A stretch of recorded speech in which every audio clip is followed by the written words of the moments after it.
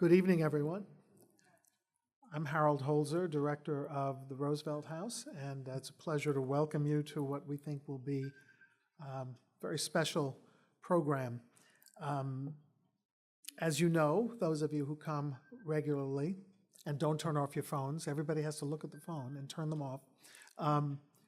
This is the home that Franklin and Eleanor Roosevelt lived in for 25 years, beginning in 1908, the place from which the New Deal was formulated, and Eleanor's human rights passions began blossoming as a young woman with a lot of children to worry about, a husband who was ill, and a mother-in-law who was a bit overbearing, but also directed her to the East Side settlement houses and her first experiences in public service.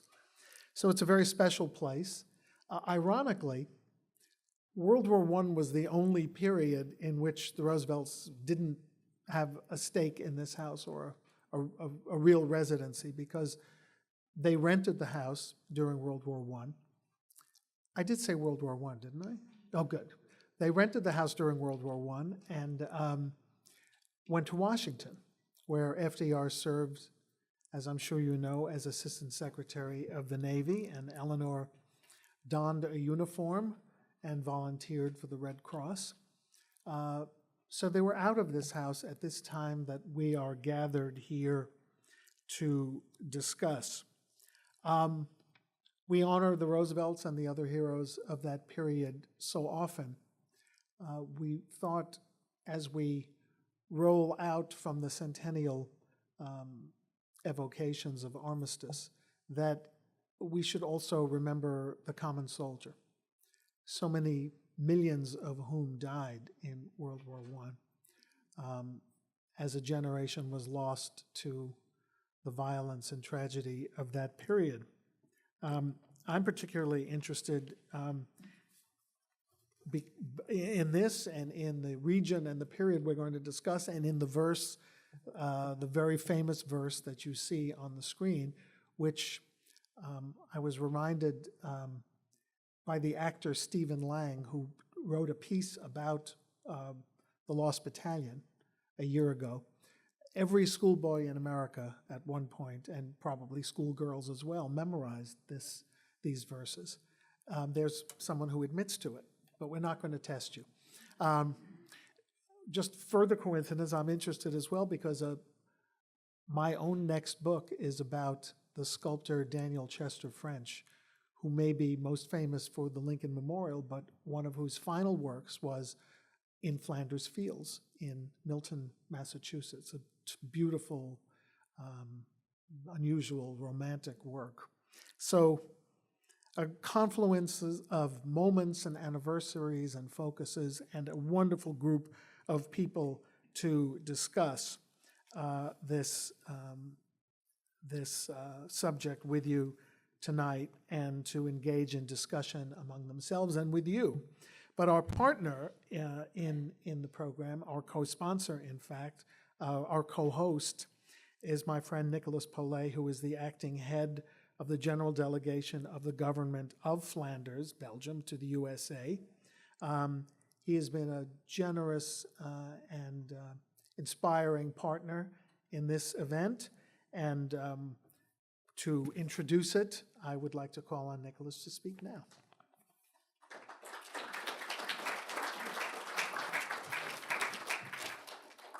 Thank you, Harold, for your kind words. Much appreciated.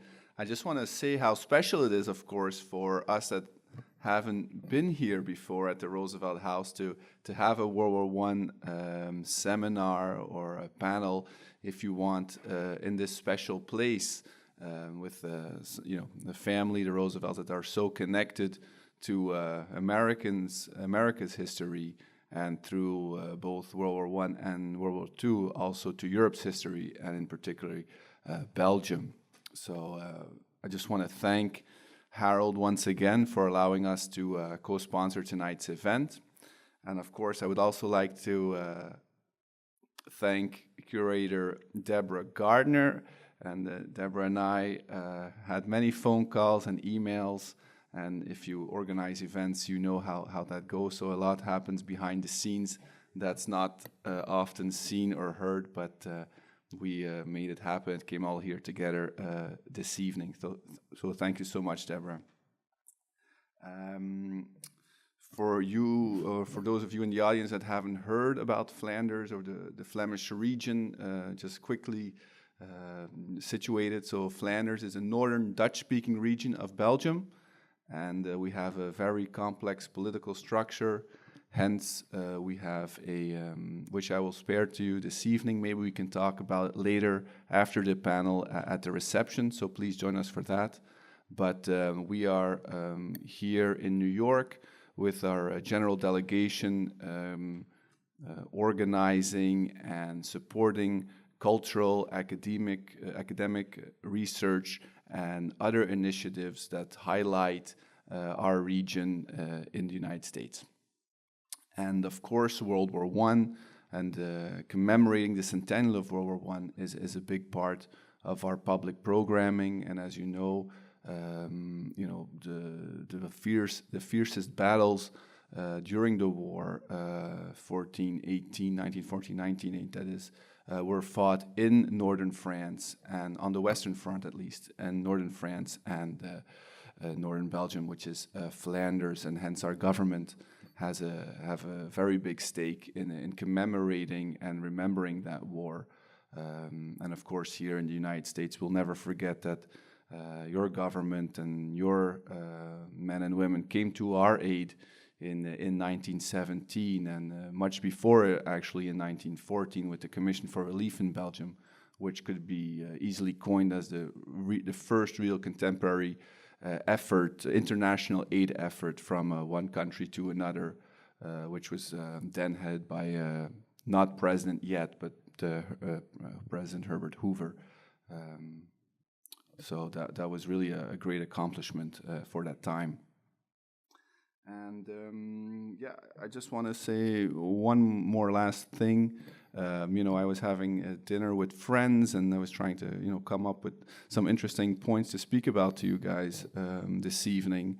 And, why is Flanders so special, and why are we focusing on Flanders in this context of the commemoration of World War I? And we were talking about that, and one of my friends said, "Well, in Flanders, in Belgium, the war is, and to say it with a Dutch word, tastbaar, and that word that means in English is a tangible. So in Belgium, we live next to the cemeteries. The memorials are next to the schools of our children. The monuments are in the middle of our town squares." And on a monthly basis, farmers still find bombs, and the bomb squad, the local bomb squad and fire department has to move out and do their job and then keep everyone safe. So that's just so very special that the war is thankfully not alive, but definitely in the memory of the Flemish people, really in our daily lives. And that's just, I hope that the panel and Jonathan will bring that you'll be able to hear that this evening. That is something that is with us, and it's very important for us to remember those that passed and those that helped our country in that difficult time. So that being said, it's my honor and privilege to introduce the moderator to this evening's panel, and that is Dr. Jonathan Rosenberg, Associate Professor of History at Hunter College and the CUNY Graduate Center.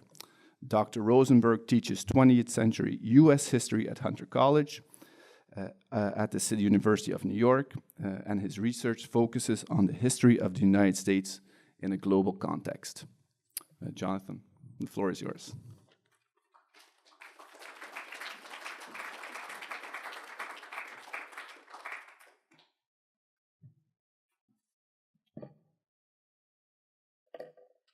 Well, thank you. I too would like to thank all of you for coming here this evening, and I want to welcome our guests who have come a long way to Roosevelt House for what I'm sure will be a fascinating program on the First World War. which, as you all know, was one of the most consequential events in the history of the 20th century. As you know, November 11th marked the 100th anniversary of the end of the war, and our program tonight is meant to commemorate that milestone, to commemorate the conclusion of what one historian has called a tragic and unnecessary conflict.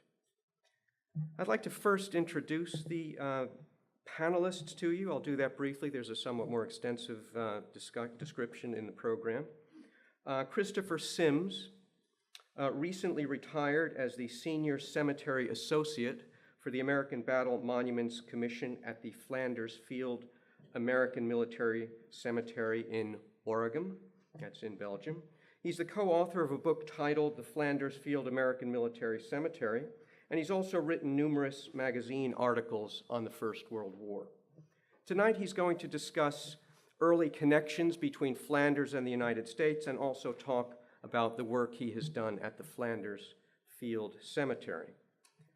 After that, Ivan Petrus will speak. He's an artist and the author of several World War I themed graphic novels. He'll speak this evening about one of those graphic novels, At Waregem, which considers American troops and the final 6 weeks of the war. And Ivan is particularly interested, as is reflected in his work, in visualizing World War I. Finally, Karen de Rijk is a historian and researcher for the Memorial Museum Passchendaele.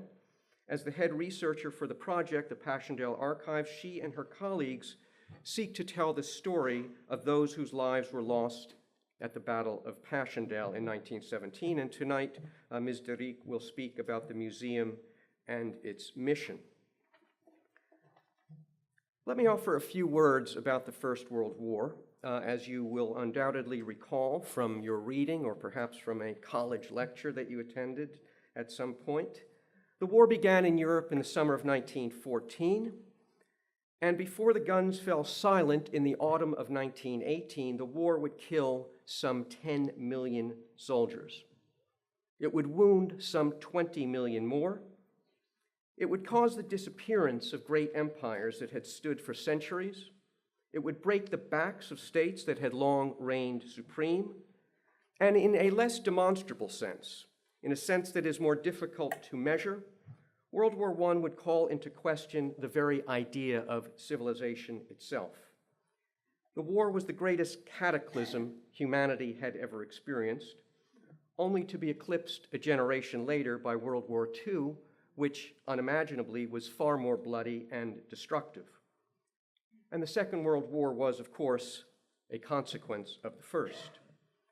The war's origins were complex, and we're not going to explore that question here this evening. A vast number of books has been written about that subject. What we can say, and is what you will likely remember from some reading you've done, is that in the most immediate sense, the precipitating event that led to war was the assassination of the heir to the Austro-Hungarian throne, Archduke Franz Ferdinand. He was killed by a Serbian gunman on the streets of Sarajevo on June 28, 1914. By early August, the great states of Europe would be at war, and the blood would not cease flowing for some 4 years, though it was said at the time that the boys would return home before the leaves fall. That was not to be. At the start of the war, German armies swept through neutral Belgium as part of a plan designed to facilitate the invasion of France. And that attack, the German attack on Belgium, included the massacre of thousands of civilians, over 5,000 in fact. The world was horrified by the sheer brutality of the invasion. It's also worth pointing out, I think, that for some 2.5 years, the United States remained neutral in the war. President Woodrow Wilson urged Americans to, quote, remain impartial in thought as well as in action, which was advice that he failed to live up to himself. When America did finally intervene in the war in the spring of 1917 as a result of Germany's policy of unrestricted submarine warfare, the country did so, Wilson famously declared, because the world had to be made safe for democracy. Whether that was actually what motivated America to fight is an open question. Historians have been debating this for literally generations now. But Wilson's words did serve as a rallying cry for the American people. Since we are here in Roosevelt House, it's worth recalling that one of Woodrow Wilson's most bitter political foes was a Roosevelt. Not Franklin, who served as Assistant Secretary of the Navy, but his cousin Theodore, a man who never met a war he didn't like. And when Wilson displayed reluctance to bring the nation into the war, and Woodrow Wilson was altogether reluctant to bring the nation into the war, Theodore Roosevelt excoriated him. He described him most uncharitably and sneeringly as Professor Wilson. Wilson had, in fact, been a professor. He said he was a man backed by a bunch of flub-dubs, mollycoddles, and flapdoodle pacifists. Clearly, vitriolic political rhetoric is not limited to our own time. When the war ended on November 11th, 1918, Europe was left bloody, battered, and exhausted. Throughout the world, though, there was no shortage of joy and even a measure of hopefulness. Let me share with you the words from two sources from November 1918, which I think illustrate this. An American military newspaper reported the war's end this way. At the 11th hour, on the 11th day of the 11th month, hostilities came to an end from Switzerland to the sea. There followed a strange, unbelievable silence, as though the world had died. It lasted but a moment, lasted for the space that a breath is held. Then came such an uproar of relief and jubilance, such an overture from the bands and church bells, such a shouting as the world is not likely to see again in our day and generation. And the most distinguished African-American figure in the United States, W.E.B. Du Bois, a man who had written extensively about the war for the 4 years that it had unfolded, wrote this at the end of the war: "The nightmare is over, the world awakes, the long, horrible years of dreadful night are past. Behold the sun, we have dreamed, and suddenly we awake. It is done, we are sane, we are alive." With those words about the war's end in mind, let's listen now to our guests from Flanders to hear what they have to say about the Great War. And I think we're going to begin with Christopher Sims. So let's welcome Christopher Sims.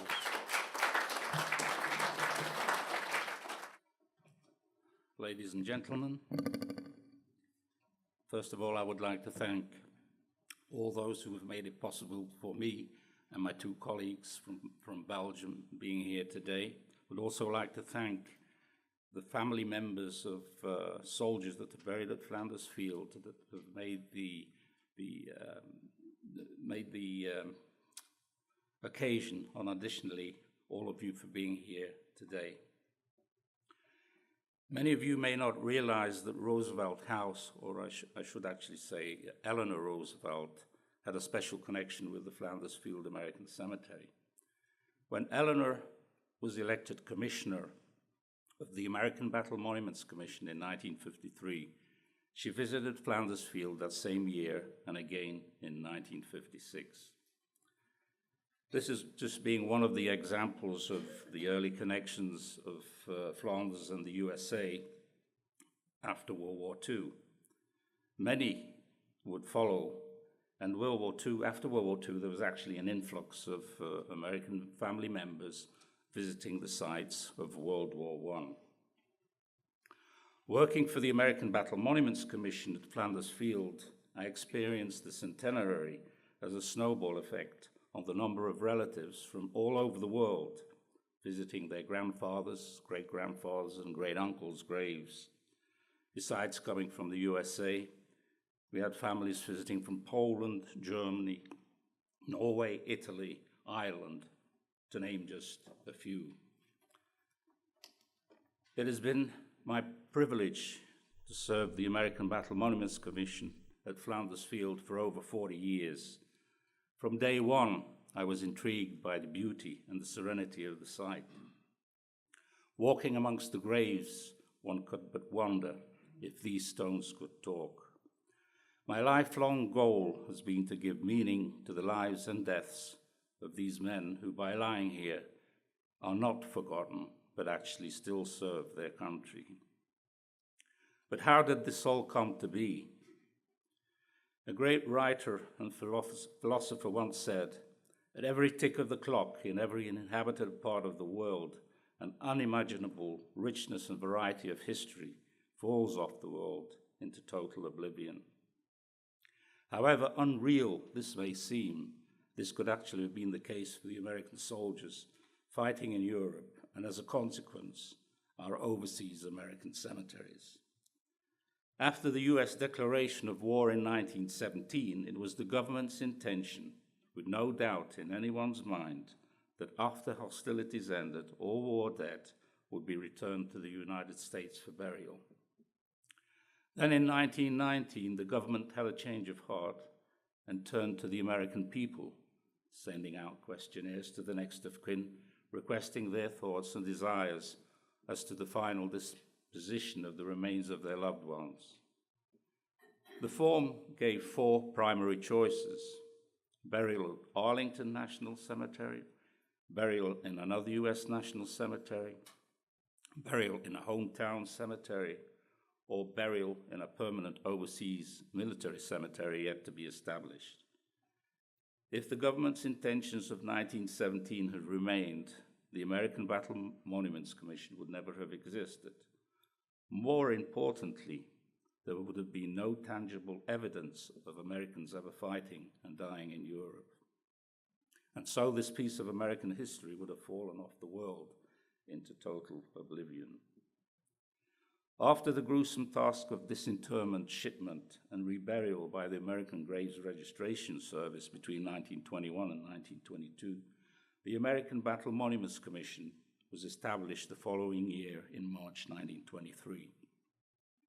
Their mission to ensure that these cemeteries would become the most beautiful and meticulously maintained shrines in the world. These are but just a few of the faces of Flanders Field.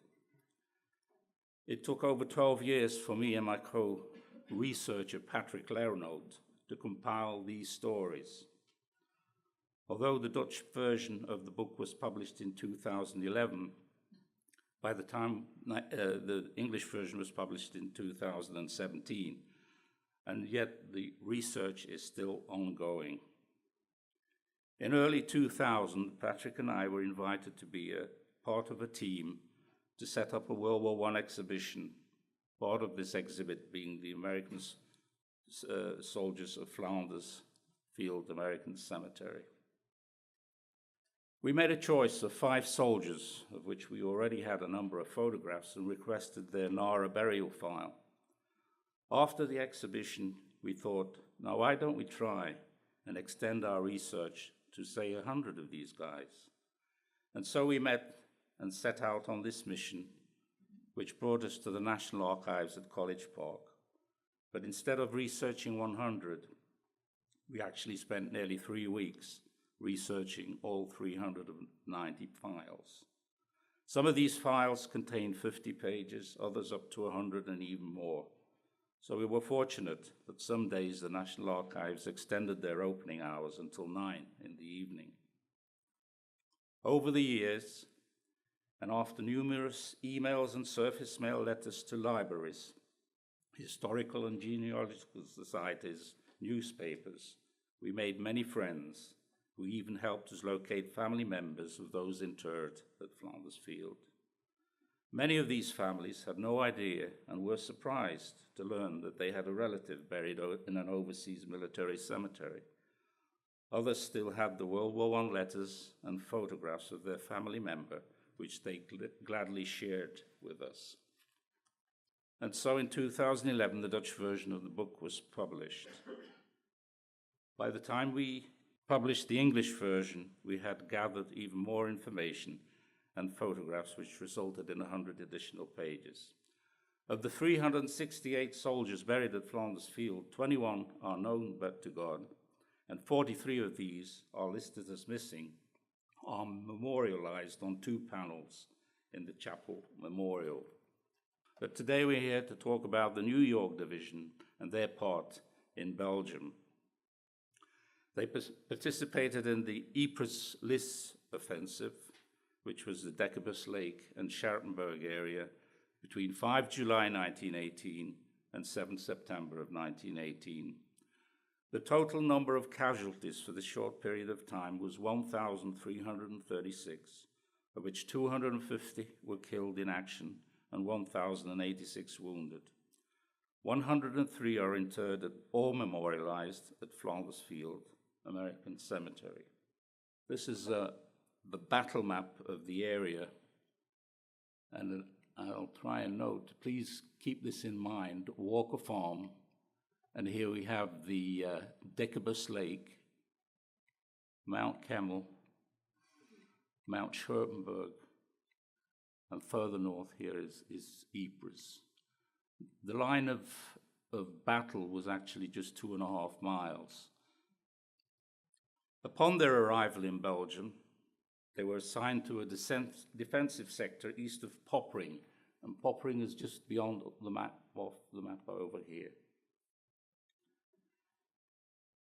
On 15 August, the 27th Division received their orders to relieve the British 6th Division during the nights of the 26th and the 23rd, and the 23rd and the 24th of August. Okay, this is a little sketch that gives you a better idea. So you see the line here, the 23rd to the 30th of August. There was actually little activity at the time, and everything happened between 30 August and the 2nd of September. Here is the Vierstraat Ridge, as it was called, and where you have number 1 here is where the memorial or the monument is now located. And this is the Camel Monument dedicated to the 27th and the 30th Divisions that fought in that particular area. Here we have a column of the 27th Division passing the Cloth Hall on their way to the front. And this is the Cloth Hall as we know it today. Now I would like to illustrate a few of the soldiers that are buried at Flanders Field. Lieutenant Colonel Morris Liebman was born in New York City on the 13th of July, 1878. He studied electronics at the College of Nebraska and graduated in 1900. He moved back to New York and joined the Foote-Pearson Company, manufacturers of telegraph equipment, where he soon became chief engineer and later vice president. This company is now called the Institute of Electrical and Electronic Engineering, or simply IEEE, a world's leading professional association for the advancement in technology. Liebman entered the National Guard as a private with the 23rd Brooklyn Infantry Regiment. As in his professional life, here he also quickly climbed the ranks and was sent to Texas with his regiment as a captain guarding the frontiers during the disturbances with Mexico. He was promoted to lieutenant colonel on the 3rd of May 1917, and when the 27th Division was formed, the 23rd Infantry Regiment, together with the 14th Infantry Regiment of the New York National Guard, formed the basis of the 106th Infantry Regiment. In Europe, he was later transferred to the 105th, where he remained until his death. A little sidetrack here that there's the Morris Liebman Memorial Award.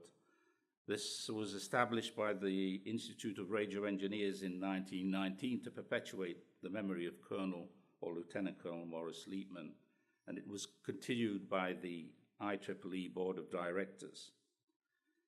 It was actually only superseded by the Daniel Noble Award for Emerging Technologies in 2001.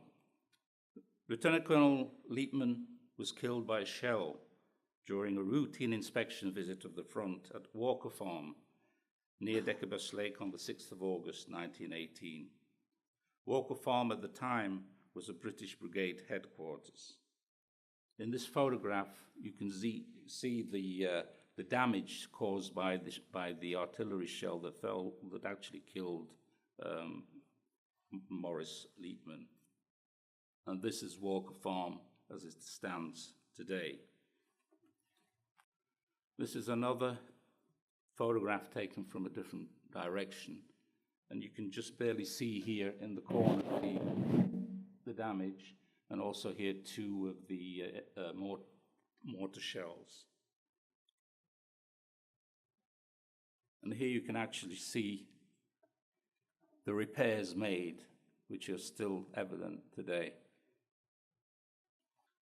Morris Leapman was the first US soldier to be buried in the American plot of the British Arbela Aerodrome Cemetery.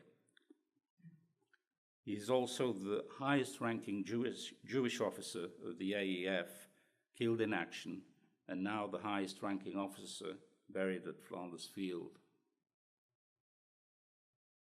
Here we have an early photograph of his grave at Arbela Aerodrome. And this is Arbela Aerodrome Cemetery as it stands today. This is the tree, and this open space here is where 84 Americans were temporarily buried between July and September of 1918, and then later removed, either repatriated or moved to Flanders Field. Here we have the grave of Lieutenant Colonel Leapman at Flanders Field. And here, a close-up of his marker. You will see here, Belge C de D is the Belgian Croix de Guerre. That's just about the same as this Distinguished Service Cross in the American Army.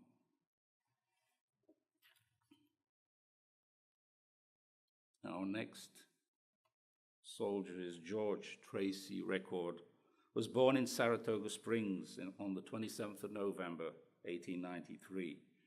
Chauncey's uncle was a professional photographer, hence the many surviving photographs of George and his family.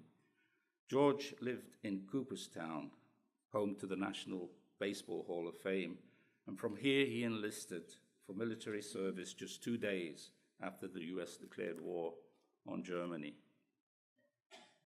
This is George in 3 stages of his life, as a baby, a toddler, and a teenager.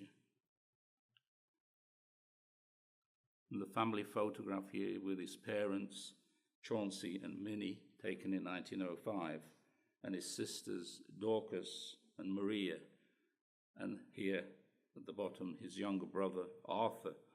Arthur also served with the Marines, but was never sent to Europe. And this fantastic photograph of a young man, to me, reflects to the movie War Horse, which I'm sure everybody has seen. Here we see George adapting to army life, digging trenches, the laundry detail, and enduring the inclement weather conditions. And this is probably the last photograph of George, taken just before he went overseas.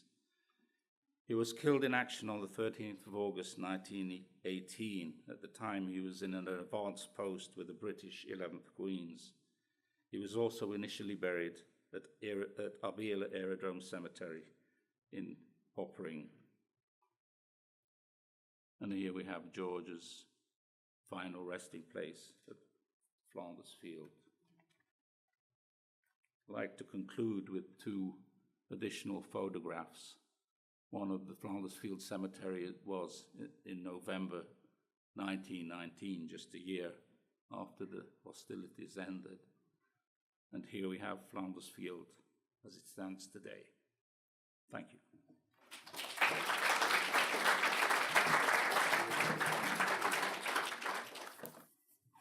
Good evening. My name is Ivan Petrus. Thank you for coming, and thank you for inviting me here. I am a graphic artist, writer, animator, animation director, and after 35 children's comics, like for instance this one, which is in a simple, funny style, I thought it was time to do something historical. At least I have always been interested in history, like the Vikings, medieval times, and so on. And when I was 10, we were taught in school that there was this World War I, and that it was quite important for Belgium, and we never really got into it. I knew that one day I needed to get into it and get some more information, get some more documentation. And then suddenly I found a book, a very small book, a pocket book this big, with a lady in our town. And it's actually a war diary of her uncle. And it's an actual World War I book. Now, there are so many history books that you can read about all sorts of aspects of the war, but this one spoke to me. This was written in his own handwriting, 100 pages, very small handwriting.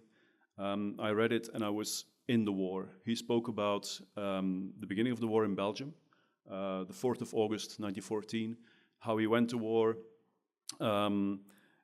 50 pages, and then 50 pages in the trenches. And I'm sad to say that he died in 1917, and that's where the small diary ended.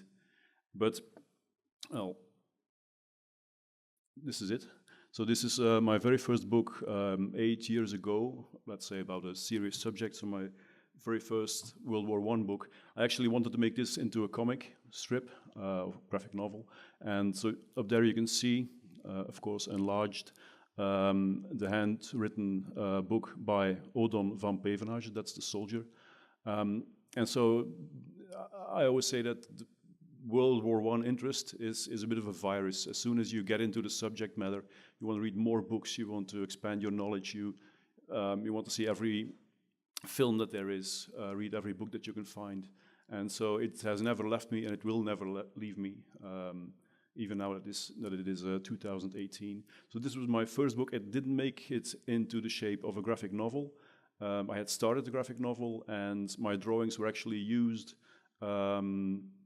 as illustrations in the book. And also I had access to the Flanders Fields Museum, to their picture library, and I could use 200 pictures.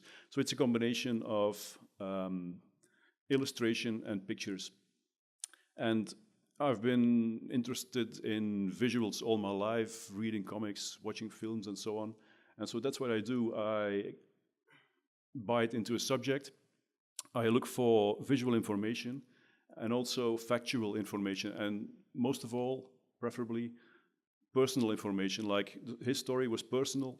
I immediately saw what he went through. I looked for additional information, and from that came 7 more books, and I will finish with the Waregem book because that's my recent one. So this is the first actual graphic novel, fully drawn and based on facts. For the full 100%, it would be stupid to make facts up, because it's all factual. There's so many stories. It would be crazy to come up with fictional stories. So this is the English version, and you see that I use black and white. I mean, this looks like the pictures that we know of World War I. I only use color in this one when there's fire and when there's blood. Also, for the situations in the past, I use a bit of a bluish color, and for the rest, it's all black and white and gray. So I had found a new interest, a new style for me, like realistic, and it didn't stop there. I mean, it takes 2 years to draw these things, and the follow-up was about 2 nurses, because this is about 3 soldiers. Then I had more of a female look into the war, which is Elsie and Mary, 2 nurses, an English one and a Scottish one, who came voluntarily to drive ambulances during the war. And they were here, well, in Flanders for almost a full 4 years. Actually, they were brought back over to Britain because they had inhaled gas from chloride gas from a chloride bomb. And they survived. They, one was 86, the other was 92. They tried to get into World War II, but then they were in their 50s and their 60s, and they weren't allowed in World War I by the army. Then this is The Last Brady. This is the story about the tanks in World War I. I was really interested during the years of making all this by the tank as an object, and also the technical aspect of it, the emotional aspect of it. It was difficult. I wanted to do something about tanks, but as I say, it's an object. So I was looking for one of the crew, a real story. I always work with real stories. So I found the first casualty who was shot off a tank. The tank had sunk into the mud in Passchendaele. It was the wettest summer ever, 1917. And so Brady tried to apply the unditching beam to get the tank out of the mud, and he was shot down. And that's where my story begins. And then I add a little bit of fiction.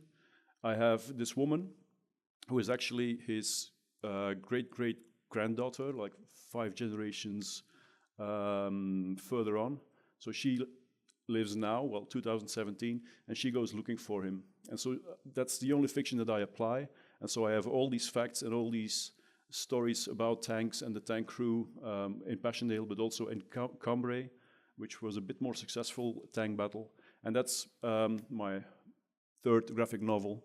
And so I was well on the way doing that, and then came a phone call if I wanted to participate in an animation project, which was called Cher Ami, which is a bit of a sidetrack because it was not my idea, but I mean, it's animation and it's film, so it's another passion of mine. And so we made this book about a African baboon, which was a mascot for the South African troops, an American quite famous dog, Stubby, who is in the Smithsonian, I believe. Also very heroic dog for sniffing out who was alive and who was dead at the battlefield, which was very useful for the stretcher bearers. And also he could sniff out the gas from miles away a lot sooner than the soldiers. So he actually started barking, and they knew that a gas cloud was on its way. So that's an American animal. And there's also the story about an elephant in occupied France, and the Germans used it for putting logs on trains, so it actually like a primitive bulldozer. This was all animated. We performed, the band who wrote the music, they perform it live, and the animation is like 70 minutes, and this was all animated, live performed. And I had my deadline for the tank thing, and I still did this. And there was a sequence with horses. So now I'm coming to Waregem. This is a sequence where horses are being put onto ships, and then when in Europe, lowered down in the harbor, put into war, put to battle, brought to the battlefields. So this sequence was live at the premiere with the horses being winched down. And the people who were actually preparing the Waregem museum said, would you mind if we reuse this in our museum? Because Waregem has a racetrack, Waregem loves its horses. This could be handy in our museum. I said, sure, let's talk about it. So I was invited by the city of Waregem, who also has the cemetery, of course. And it resulted, this is a live pic of Cher Ami. It resulted in this, so it was never a question, can we use the horse pictures? It was immediately a commission for me. Can you make your 4th graphic novel about Waregem specifically? What happened to Waregem, the people of Waregem, the history of Waregem, war in Waregem, and how coincidental is it that the word war is in Waregem? I mean, I had to play with the words, so it was at war again. That was immediately my title. And then specifically the tagline, the last weeks of World War I, because it's actually about the last 6 weeks. which was so important for Waregem, and also, of course, for the Americans. It was liberated by the French, but then the Americans took over, and they suffered greatly. You can see the cover is actually based, I mean, it's a commission, so there's a couple of things that needed to be in there, and I guess City of Waregem wanted the cemetery on the cover, so I put it on top, and you can actually see the lines of the crosses being extended towards the different soldiers, so that you often wonder, what if these, like Christopher said, what if these crosses could talk? What if these soldiers could still tell their story? Well, if you extend it, or in other words, if you read the book, you will read the story of 6 or 7 soldiers, not all 411 of them. But I was introduced to Chris, his colleague Patrick, and some other connoisseurs, but their book was for me like an incredible source of documentation. Literally 400 stories, out of which I could cherry pick the most interesting, the most fascinating. And my job was to link it into a story. So I'll go through some pages. Again, I needed to think of fictional characters to glue all these 1918 stories together. And I came up with contemporary characters. So I aim at a young audience. I mean, it's for all ages, I mean, starting from 12 years old. But I specifically would like that my books are being read by young people. Perhaps because in school I wasn't very much introduced. This actually gets used in schools, so I'm very happy. And that's why I chose 2 students, 18 years old, and like in my previous book, they go and see what happens. They go look for the information, and they are actually the fil rouge, as they say in French, the red line, the glue that put all the Waregem stories, the soldier stories, together. So we have Jim and Sophia, and they will investigate for a school commission, for a school project. And so again, this is now, so I give it a bit of a blue basic color, not too much color. And so they go to the museum. This is actually 2 sites in the museum in Waregem called Hippo War. And it starts when they need to get their subject, and Jim picks his subject for this journalist class, and it's the 4 horsemen of the apocalypse. And so that's death, war, famine, and disease. Those are 4 horses of the apocalypse, and actually 4 basic things in a war. And that's like the 4 chapters that I use. Now, this one was actually the first drawing that I had. If you look at my other books, it's really complicated and detailed. And I was looking, because I knew it was going to be used in schools in Waregem. I wanted a bit more lush style. So this is actually painted, drawn on the iPad. This was the very first drawing that I had for the entire book, and I sort of based my new style, my more loose style, on this drawing. This is what actually happened. This young boy found at an exercise ground for bomb practice, gun practice, cannon practice of the Germans. He found this bomb that had not gone off. He took it along and he showed it to his friends, and basically it exploded with these 60 children watching, resulting in the immediate death of 14 and two more dead children the day after, and a lot of casualties. So this is one story that has haunted Waregem for actually 100 years, and this was sort of the crux of my scenario. This had to be in there because it's about children, because it's about Waregem. Waregem had been reasonably quiet or non-violent for 4 years, and then in the last 6 weeks, there was the violence, there was the Germans retreating, there was the soldiers entering Waregem. But this was actually in March 18. So the children knew that there was a war on, but they had not seen a bomb. And so this is a sketch, this is inked, and this is colored. And to contrast with the blue pages, I here use the brown. And so these are the pages from the book, the burial ceremony. And so this is the special book that we made on the 27th of March.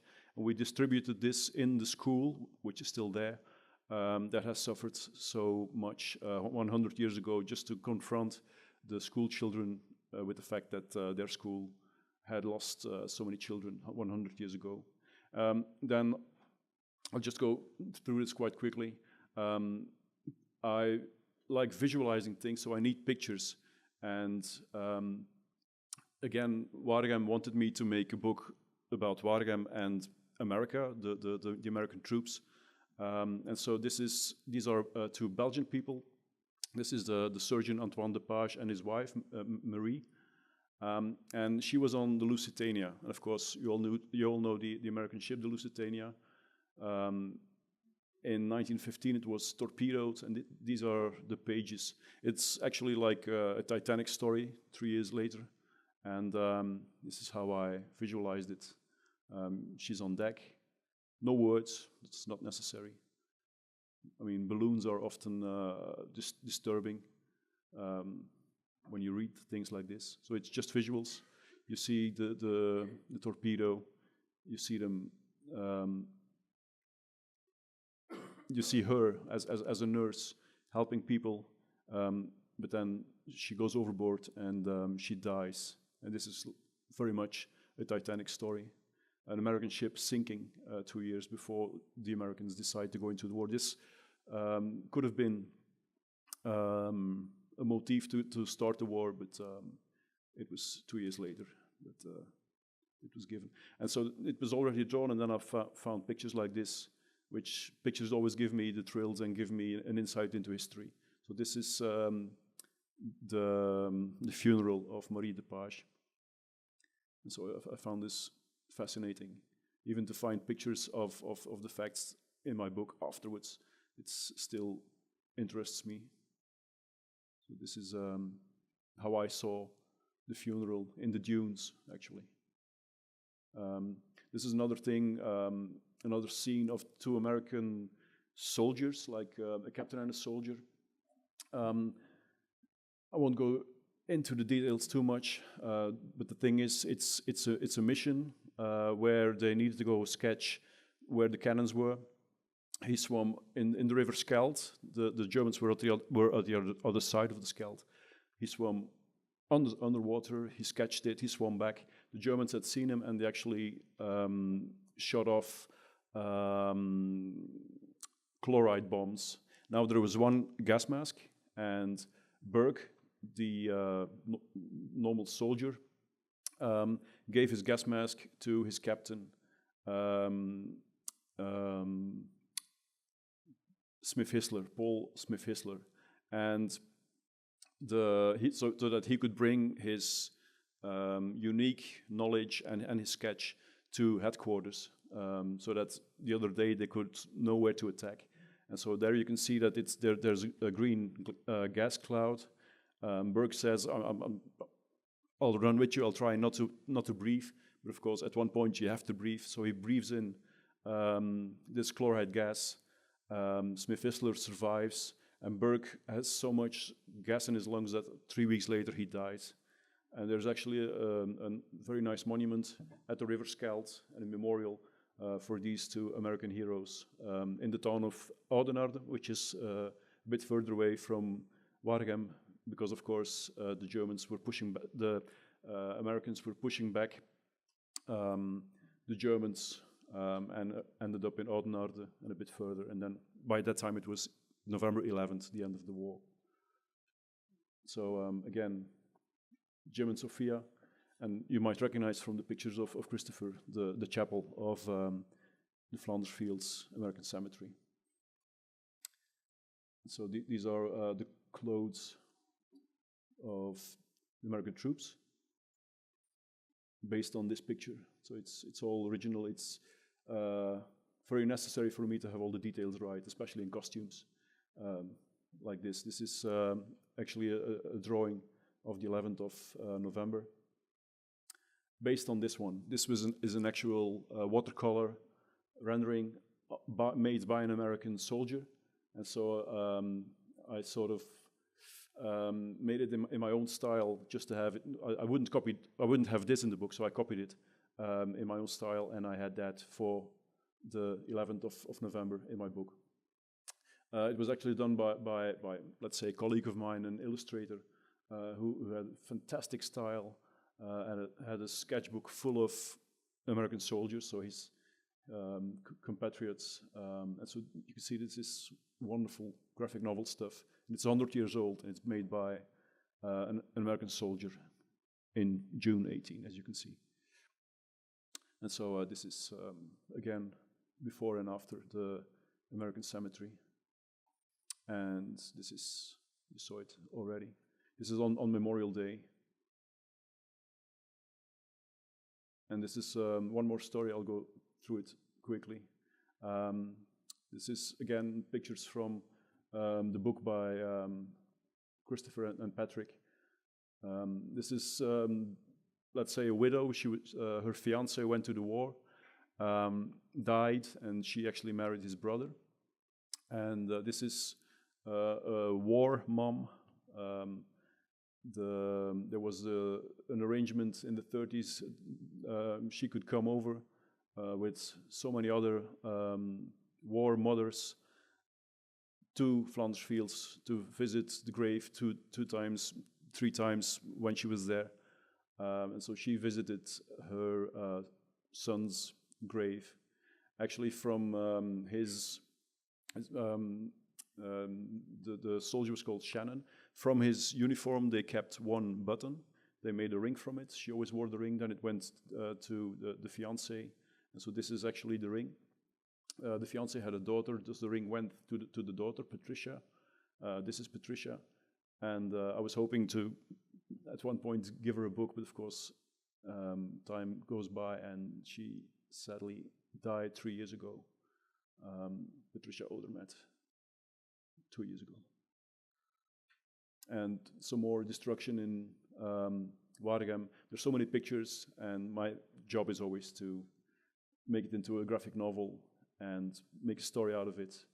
And if you're interested, my publisher was kind enough to send 20 books over here, so I have like 22 books. If you're interested, I can sign it for you later at the drink. Just quickly, history won't leave me. I mean, and I'm not going to leave history. My next book is going to be about Leonardo da Vinci, like this one.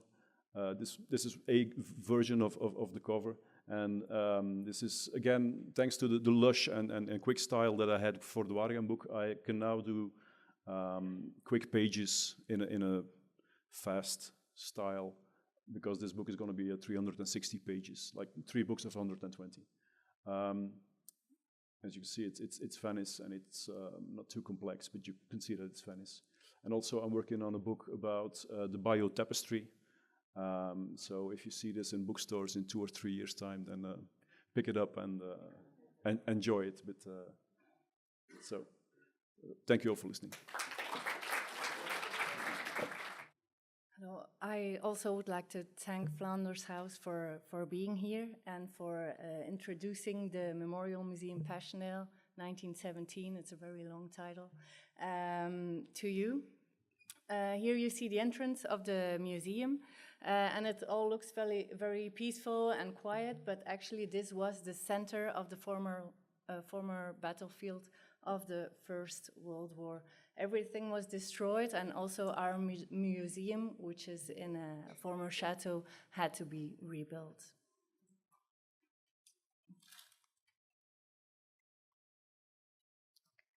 I'm going to talk to you about our mission and vision with 3 key words: experience, open museum, and personal stories. And for the second part about the centennial and what we did, I will give you an example of our commemorations and our exhibitions. Oh, I'm going the wrong way. Our museum is located in Flanders Fields. It's very close to Yper, well known, and it's located in Zonnebeke, only 8 kilometers from Yper. We're a military history museum who tells a story about the First World War with a main focus on the Battle of Passchendaele in 1917. And we combine a classical museum with experience. We want to create awareness and involvement throughout experience. We want to be an open museum. We want to be the gateway to the landscape because it's the last witness of the First World War. And we also try to appeal to a broad public through personal stories with our Passchendaele Archives project. Throughout those means, we want to keep the memory of the Great War and its aftermath alive. You saw the entrance of the museum and it looked kind of small, but actually half of our museum is underground.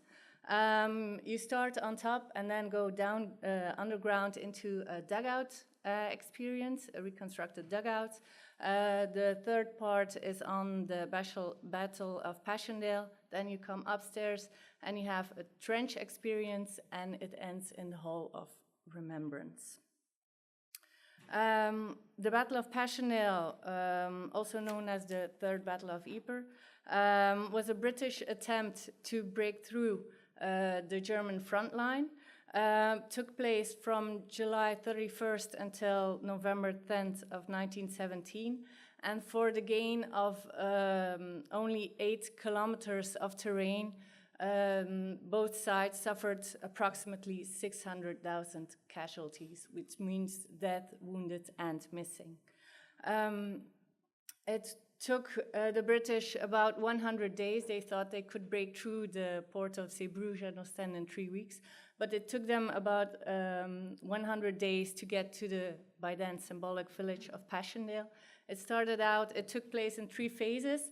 The first phase was a British attack on a broad front. In September, the Anzacs took over, Australian and New Zealand Army Corps, with a new step-by-step tactic, and by the end, the Canadians took the symbolic ruins of Passchendaele. There you see where the church once stood. It was all destroyed. In our museum, we have a few experience parts. The first part is a reconstructed dugout, which means that the British, everything was destroyed, as you saw in the photograph, and the British had to go underground to make an adequate accommodation close to the front. They built a network of underground passages used for shelter, used for storage. And our dugout is a reconstruction based on a real and still existing dugout under the church of Zonnebeke, which is just in walking distance of our museum. And last year, we opened that still existing dugout for 100 days, the same period as the Battle of Passchendaele, temporarily open it for the public. So we gave them an exclusive experience.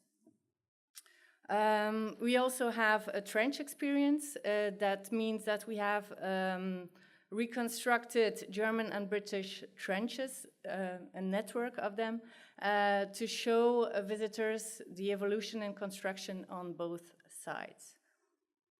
And our last example of experience is our hands-on approach.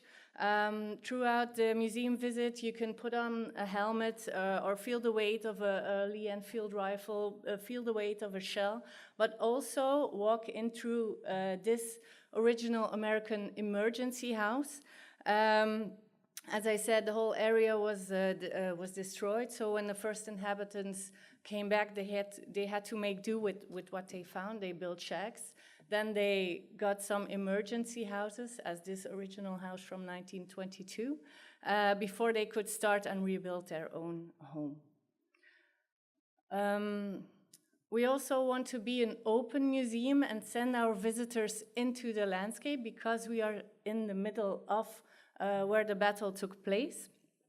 And we try to do so with our legacy of Passchendaele, for which we got fundings from the Tourism Flanders. The legacy of Passchendaele aims to make the former battlefield and sites accessible to the public, and we try to do so by building a network of hiking and bicycle trails. Here you see an example of the Passchendaele Memorial Gardens, which are situated on the chateau grounds, right next to the museum. And those are 7 small poppy-shaped gardens that remember all the nations that fought in Belgium during the First World War. Here you see the American Passchendaele Memorial Garden that was opened in 2016, and it not only focuses on the military aspect, but also on the US Relief Fund. Another example of where we want to send our visitors to is Polygon Wood. During the Battle of Passchendaele, Polygon Wood was taken by, or conquered by the Anzacs, so it has a very special meaning for our Australian and New Zealand visitors. In Polygon Wood you can find 2 cemeteries, Polygon Wood Cemetery and Butters New British Cemetery. And also some remnants of former World War I bunkers, as you can see here, a German bunker, but also New Zealand bunkers, little ones from the beginning of 1918. To remember the efforts of the Australians and New Zealanders, every year on the 25th of April, on Anzac Day, we hold a small dawn service on the Butters New British Cemetery. And also close to our museum is Tyncott Cemetery. It's the largest Commonwealth cemetery in the world. It has approximately 12,000 graves and 35,000 names on the wall of missing. It's a concentration cemetery, so individual graves and smaller cemeteries after the war were gathered here in this cemetery. Most of the casualties and graves are from 1917, so from the Battle of Passchendaele. And this is the most visited World War I site in the area of Yper of Flanders Fields. And the last key aspect we have in our museum are our Passchendaele archives, the personal stories. With the Passchendaele archives, we try to give a face and tell the story of those who gave their lives during the Battle of Passchendaele. Most of the time it's upon request of relatives that we do research onto where and how their relative died.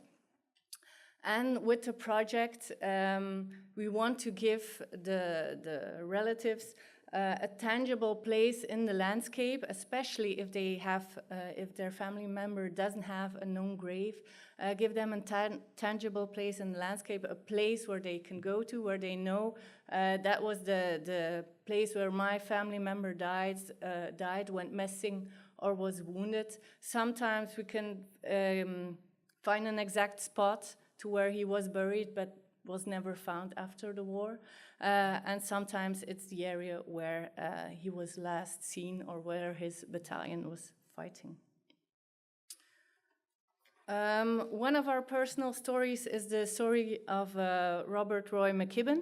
He was an American from Minnesota, Perham, Minnesota, and he and his family, shortly before the First World War, moved to Canada. There he enlisted, he's on the right, he enlisted with his brother, Walter Emery, and both of them served in the 28th Battalion Canadian Infantry. On the 6th of November 1917, he took part in the Battle of Passchendaele, trying to take the ruins, and they did take the ruins of Passchendaele. But he was wounded during that action. He had some shrapnel wounds to the abdomen and was evacuated. He made it to a casualty clearing station, but unfortunately the next day he succumbed of his wounds. He still and was buried next to the casualty clearing station and is still remembered on Nine Elms British Cemetery. His brother, I don't know if it's coincidence or not, on the 7th of November, the day that Robert Roy was killed, had a shot wound to the right hand and was taken back and eventually was discharged from the army and survived the war. For the second part of my presentation, I want to talk to you about about the centennial. Throughout the world, we had a lot of commemorations, and also with our museum, we had a few of them. I just picked out one example, and that's Silent City Meets Living City, that has a special link to those personal stories and to the pilgrimages of relatives. All the graves of Tynecott Cemetery were illuminated, symbolically illuminated. There was a person standing in front of the grave during a unique moment of reflection with music, personal stories, actors. And especially for the relatives, it was a very moving experience because we had a lot of them standing in front of the grave of their family member. So for them, it was a very moving experience to be there and to take part in that commemoration. We also, every year of the centennial, we also hosted an exhibition. The last exhibition that we did this year was 1918, The Final Offensive. It was an intercommunal project with the municipalities Zonnebeke, Heuveland, and Waregem. We hosted three exhibitions, each of which telling a different or talking about different aspects of that final year of the war. In Zonnebeke, we gave a general introduction. We talked about the part of the Belgian army. It was the Belgians who liberated Zonnebeke and Passchendaele. And we also talked about Army Group Flanders, in which two American divisions, the 37th and 91st Division, took part, and as Ivan already mentioned, took part in those last days in Waregem. In Heuveland, we talked about the German Spring Offensive and the Battle of Camel Hill, and also the first deployment of American troops in Belgium, the 27th New York Division and the 30th Division. And in Waregem, we talked about the last days of the wars, the last weeks, in which the American troops were essential as well. I just want to end with one example. During every exhibition, we used a lot of personal stories, and this is, we also used the story of Corporal William A. Leonard. He was the first American infantry soldier to lose his life in Belgium. He came from Flushing, Queens, and was a local newspaper editor. He also wrote for the regimental newspaper, and in July 1918 he volunteered for a mission. They had to go into no man's land and try to fix some barbed wire entanglements, and he said, okay, I want to volunteer, and in his own words, just to see how they do it. So he set out on the 14th of July together with the 26th Royal Fusiliers, a British battalion. And as the patrol set off, suddenly the British started, not knowing that the patrol was in no man's land, started shelling the German front. So of course the Germans responded, started shelling back. One of those shells landed in the middle of the patrol, killing a British soldier instantly, and unfortunately mortally wounding Corporal Leonard.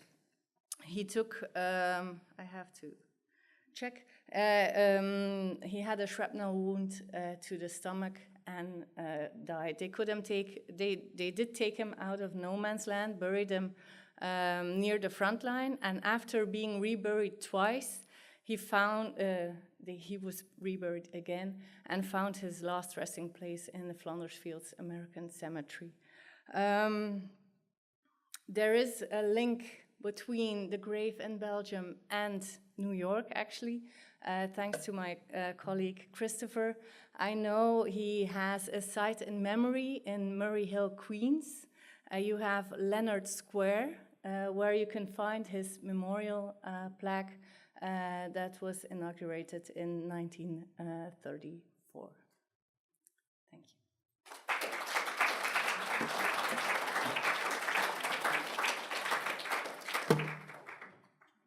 Thank you very much for those presentations. We're going to have a brief conversation now about some of this material. And I guess the first thing that comes to mind in hearing these kind of disparate but interesting presentations is we're here, after all, to commemorate an important anniversary, which is, in some sense, the end of the First World War. But why does the war matter to us in the 21st century? And perhaps more to the point, why should the war matter to us in the 21st century? So if each of you could weigh in on that, I think we'd like to hear why it matters. I mean, history matters, of course. Why does this particular cataclysmic event matter? Would you like to start, Karen? Go ahead. Okay. Because the First World War, in my opinion, changed the world. It was never the same after. And especially, I'm from Ypres, so I grew up in the midst of those sites, in the midst of those cemeteries and monuments. And the most important thing for me and for our museum is the landscape, the former battlefield, which holds the scars of that First World War, and it would be a shame if that landscape would be forgotten. The First World War shaped it as it is today, and it would be a shame not to remember it. In my opinion, we should always consider remembrance, the personal stories of those that lost their lives, and in doing so, projecting to the younger generation that this is a possibility for them to do their own research into their own families and trying to find information on a relative that has been killed during World War I. For myself, I'm not a historian, but as I said, I always start from personal stories. No matter who you are, you have 2 parents, you have 4 grandparents, you have 8 great-grandparents. And so if you're a Belgian, you know that one of those 4 great-grandparents was in the trenches, maybe all 4. And if you think that there were 1 million American soldiers coming to Flanders, if either of you would investigate about those generations ago, for me it was my great-grandparents. For our children, it's great-great-grandparents. For you, it's perhaps grandparents. That's two chances. I mean, Are you talking to me? no. Thank you very It much. depends. It depends on your age. So either your grandparents, that's 2 of them, or great-grandparents, it's 4 of them, may have been involved in the First World War. So it's on a global scale. It has its importance, but for you as a person, it tells you something about your family, which couldn't be more personal. Mm-hmm. I had the opportunity to spend a lot of time in Europe giving papers and lectures and so forth and interacting with Europeans. And one of the things that I do find interesting, I'd like to hear your thoughts on this, is the different way, I think, that Europeans view this history, say, or at least arguably from the way Americans view it. It's often said that Americans have a distinctive view of foreign affairs, world wars, things like that. And one of the things that comes through here, of course, is the United States did not experience these things directly. This was not on the American landscape, neither World War I nor World War II. And it's said sometimes, I think with some merit, that Americans view foreign affairs with a sense of detachment, aloofness, apathy. Would you say that from your experience, you encounter people from Europe, people from North America, and all over, I imagine? Do Europeans perceive or understand the history of the war differently from the way Americans do? Christopher. Most definitely, because they were invaded on more than one occasion, and we're not only talking about World War I and World War II, but going back in history, the Spaniards, and Flanders has been one large battlefield through history, and even my grandparents on the Belgian side of my family experienced both world wars, and you can be sure that this really affects these people, and that they really respect the fact that not only the British but also Americans came and helped liberate their country again.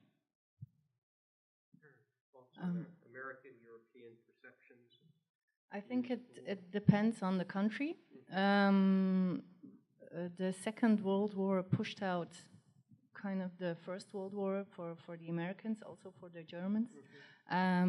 But for the British, for example, Australia, New Zealand, Canada, Commonwealth countries, the First World War has more attention, even in school, than the second, but they pay a lot of attention to it. As to, for the Americans or in German history, it's just pushed to the side, and the Second World War overrules. I think people like to look close to home, and I think that the Americans are very interested in the Civil War and then the Second World War, which had so many war heroes and so on, and maybe more forgotten the First World War. And I see that in Europe, that every single country has its own battlefield, or I mean, the French look at Napoleon and so on. So I think it's easy to remember things that were close to home, and so we all live on our own continent, and I think it's difficult to get a grip on the wars that have taken place on another continent. I'm not sure if there are many connoisseurs about the American Civil War in Europe, because it's easier to find all the information of the European wars in Europe. So there's a big ocean between them. Just a couple more questions before we wrap up. And we will not have time for questions from the audience. You can engage with these people at the reception upstairs as you're drinking wine or something. I have a question for Christopher, but I suppose anyone could jump in. You've been involved in the work you were doing, the work you spoke about tonight, for several decades, I think some close to 40 years. Over 40 years. Over 40 years. Yeah. Over that time, historians like to think about history as reflecting change over time. It's a sort of cliche with respect to what historians do. What has changed in terms of who visits the cemetery, why they go there, the kinds of questions they ask? Have you seen any discernible change over that time? Yeah, definitely. When I first started working for the Commission, visitors' counts were very low, and we made an attempt to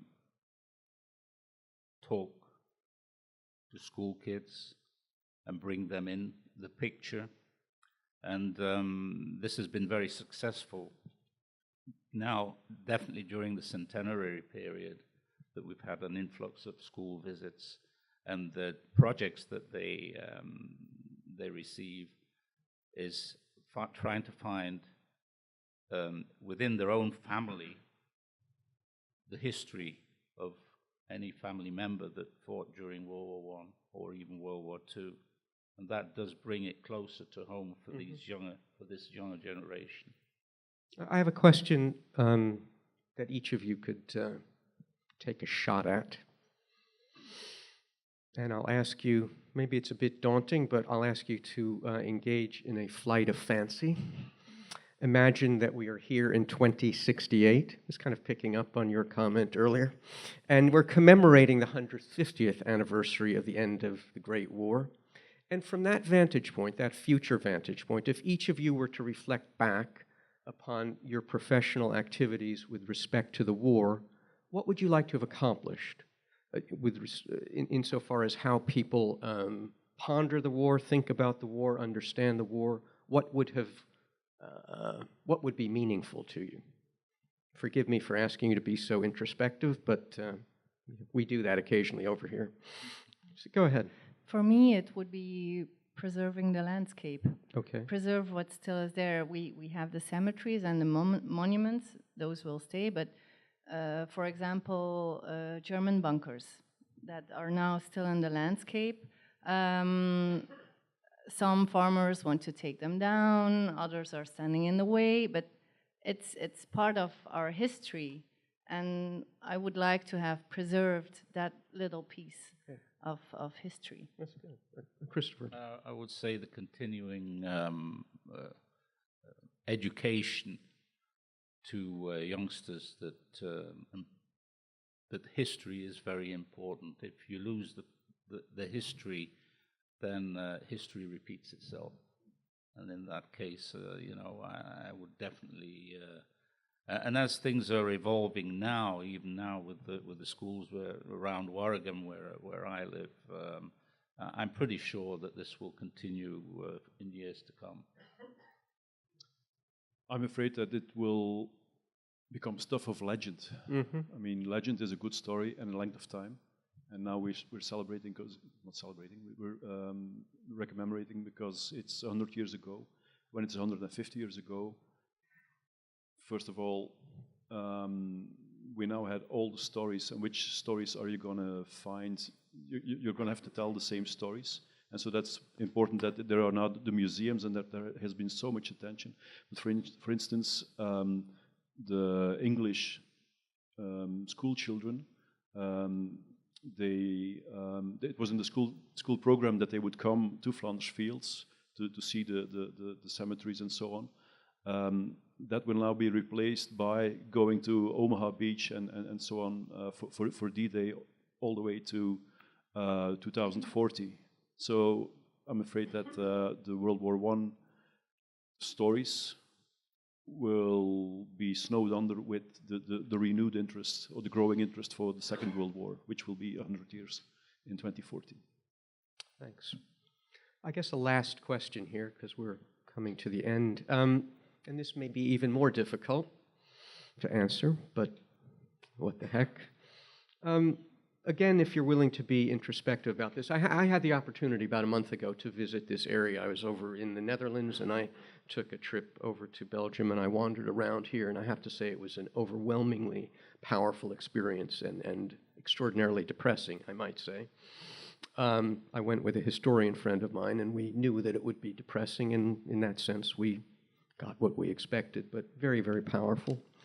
And if you're involved with history, I write history, I teach history, you people are involved with history, it can be a source of considerable sorrow, and given what you people are working on, I would think it would be a source of overwhelming sorrow, perhaps even pain at times. I know I felt it, and I was only there for a day. You live with this stuff all of the time. World War I was an extraordinarily grim event. There's no question about that. Having said that, are there aspects to this work that cause you to be hopeful? We don't want to end on an extremely gloomy note here. Is there any reason for uplift as you reflect on the kind of work that you do, and maybe any reason for uplift as we think about all of these things that you people are engaged in? I think definitely. Like Christopher said, the school children of Flanders or even all over Europe, especially Britain, were involved. They were brought to the cemeteries and to the monuments, to the museums. So there has been an enormous effort to bring the children in and to tell the legacy. And I think that's hopeful. Christopher, anything that makes you feel cheerful? No. Vaguely Ma- hopeful? My mission has always been helping American people understand the war. And in a recent project I was in July this year was a documentary on tracing Chester Schultz. He was a 1st Division soldier that was killed near Sedan in France. And I was put in contact by the National Archives to this family, this lady, who wanted to come over to France and find and trace the steps of her great uncle. And that was, although how sad it was for her to actually see the place where her great uncle was killed, it brought me satisfaction that I was able to help this lady in making closure of her great uncle's death. That's very interesting. Karen, finally. Yes. I would agree with Chris. With our Passionate Archives project, we kind of do the same. Relatives ask us questions as to where their family member fell, what happened, do we know more, and through research we can help them indeed find closure or find a tangible place in the landscape, a place to go to say a decent goodbye. Or even last, I had Australians coming in. They didn't even know what their relative looked like. And I was lucky to find a photograph of that soldier. So for them, that was a very moving and special moment. Sometimes we have people crying in our office because we can give them something more than a name or a battalion or a number. Mm-hmm. So for me, that's the most rewarding of my job, helping relatives find out more. Well, I'd like to thank all of you for coming this evening. You've come from far away to Roosevelt House. It was stimulating to hear you share these fascinating thoughts and what you've been up to. Thank all of you for coming as well, for joining us here. Let's give these folks a hand, and we can then head upstairs.